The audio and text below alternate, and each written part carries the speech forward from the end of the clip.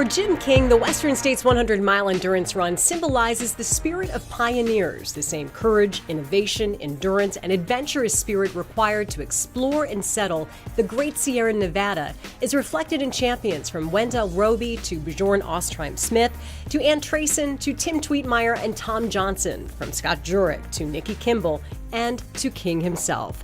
Sacramento and the Foothill region played a similar role in the growth of endurance running as it did in the staging of the Gold Rush. For endurance pioneers, this region became the land of opportunity.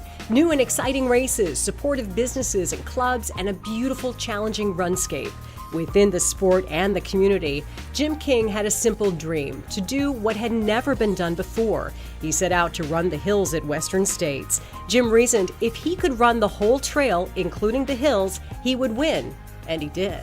Jim King cemented his place in Western States endurance run history in the mid-'80s. He dismissed the accepted theories of ultramarathon pacing by running the entire course, and he became the first newcomer to win the 100-mile run in 1982, clocking in at 16 hours, 17 minutes. In 1983, the year of the big snow, King made a wrong turn at the Red Star Ridge aid station and was lost in the snow for 40 minutes. He would regain the lead and then duel with fellow Hall of Famer Jim Howard before finishing second by 31 seconds.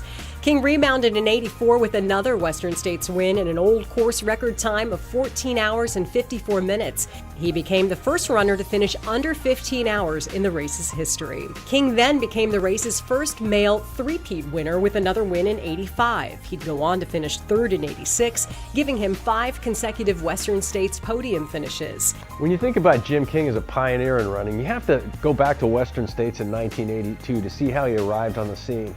He hadn't run an ultra up until that point, rolls into this 100-mile race, the most visible and competitive race in the sport. And not only does he want to finish the race, he wants to win. At the time, most people were participating in the sport, they just wanted to finish, get to the finish line in one piece. Not Jim.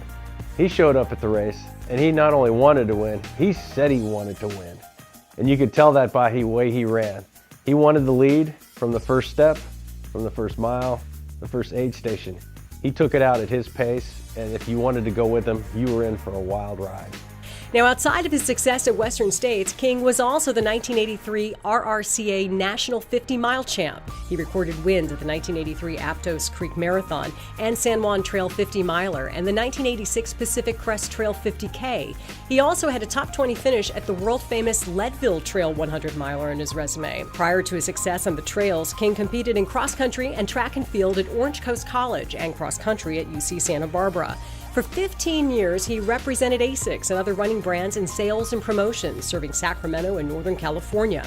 He also was the ASICS brand manager for Fleet Feet Sports for 4 years. In the same way that Western States has remained one of the undisputed crown jewels of human endurance, Jim King has remained one of the race's most enduring champions.